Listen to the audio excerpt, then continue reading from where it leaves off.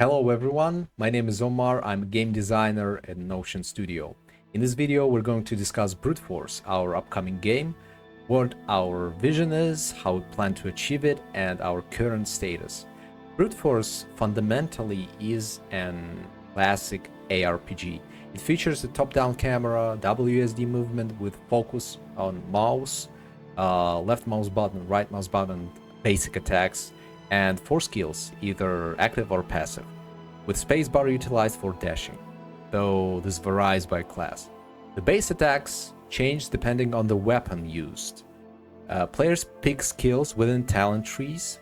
There are different classes, each with a unique talent tree, allowing you to tailor your style. For example, a paladin can opt for defensive, offensive, or mobility and control builds, or mixed elements of each according to your preference. Players have a limited amount of skill points to use, so creativity and calculation are encouraged. There are tons of stats, but none are super flawless. Take note, Diablo 4. And loads of items with randomly generated stats, smartly randomly generated stats, I must say, and bonuses adhering to item rarity and class. For instance, a two-handed mace will never feature an intellect bonus, but will always have a strength bonus if it's of higher rarity than blue, for example. Our main inspirers are obviously Diablo 2, World of Warcraft, to Wrath of the Lich King, and the latest update with dragons, V-Rising, Halls of Tournament, and Hunt Showdown. In some way you will find out later. Our primary aim is to perfect the flow of combat and movement, which is crucial for a game of this genre. It doesn't have to be overly complex and burdensome, but it must feel right, impactful, and brutal. So what makes playing Brute Force intriguing? The mix of elements, actually. A variety of maps across different biomes with scaling difficulty. Higher difficulties yields better rewards. Each map is time constrained. You're given a timer from 10 to 30 minutes, and upon completion, the final boss spawns, featuring an enrage mechanics that can almost instantly kill you with significantly boosted attacks and skills. However, a victory is possible if the boss is nearly dead, for example 1 to 2% HP. Maps also contain hidden treasures, plenty of enemies, spawn points for 3 mini bosses before the final one, interactive objects like buffs, many destructible items. Bosses are large and their battles complex.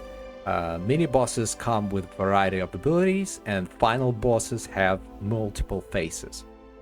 Extraction mechanics. So if you die on the map, you lose everything you've collected except for your character's XP.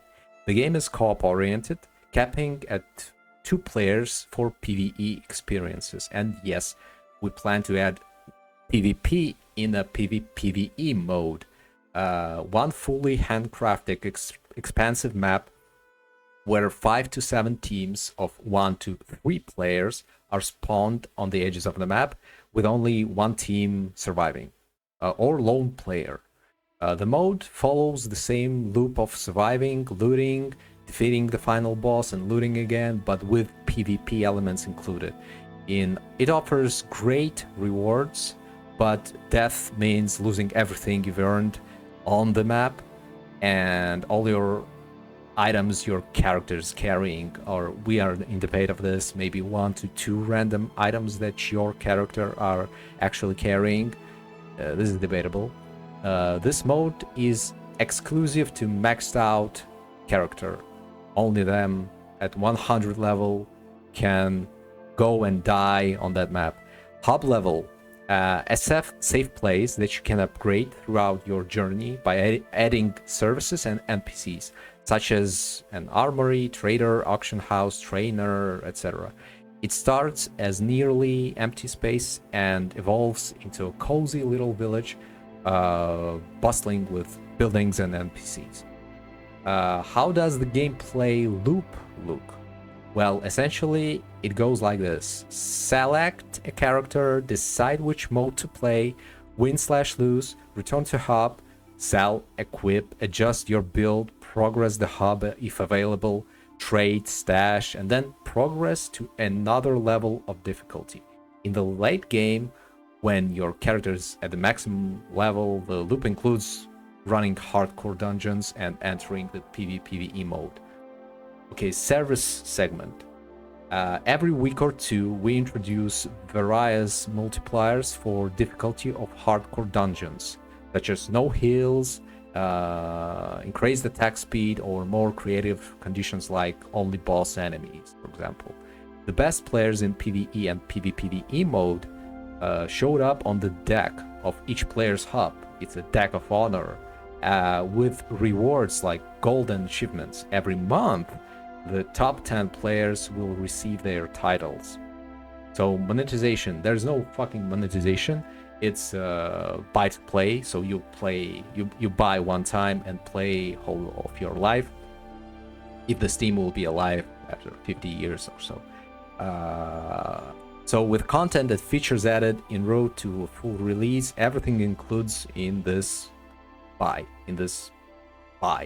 So where are we right now? Okay, we're in the desperate need of financing. To be honest, we've had an we hadn't any external fundings. Every assets,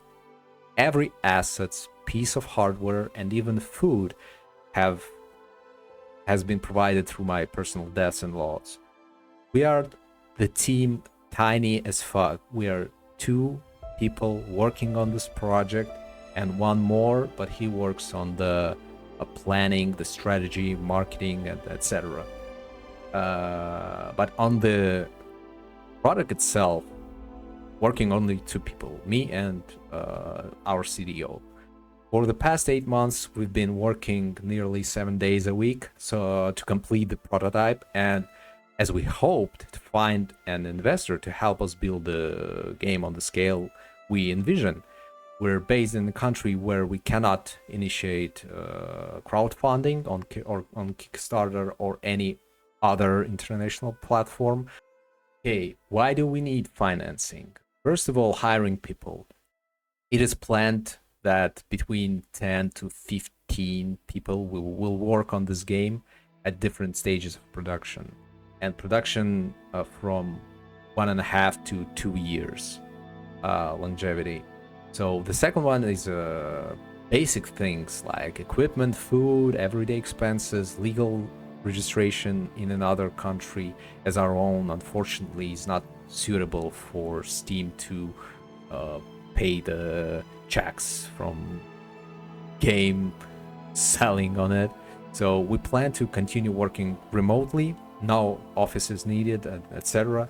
We are just wanted to have funding to work on this game, that's all. Why am I recording this video? We want to bring our vision to life, to release it in all its glory, to create a studio that will be independent of a publisher, but we still be able to produce original games in the mid-range price segment and eventually in the high end as well. You can help simply by paying attention. You know how it is. If you are interested in this project and its concept, join our Discord channel, support this video with likes and shares, etc, etc. We plan to conduct playtests and your feedback will be critically important. We intend to work with community as openly as possible and no closed doors here. There can only be 2 outcomes from this. First, we don't find any financing, in which case we cut everything that's not critical, okay? Leave a minimum of content and release the game in a different price point. Then we write the concept for the second part, go to publishers, go to investors, and approach foundations with a finished project and proven base and make the sequel. Those who purchased the first part will receive a discount equal to the price of the first part. I think it's honorable as minimum. No one do that. So the second one, we find financing and everything that I've outlined above, we will be released. Okay, with that, I guess I'll stop bubbling. Thank you all, and goodbye. Thanks.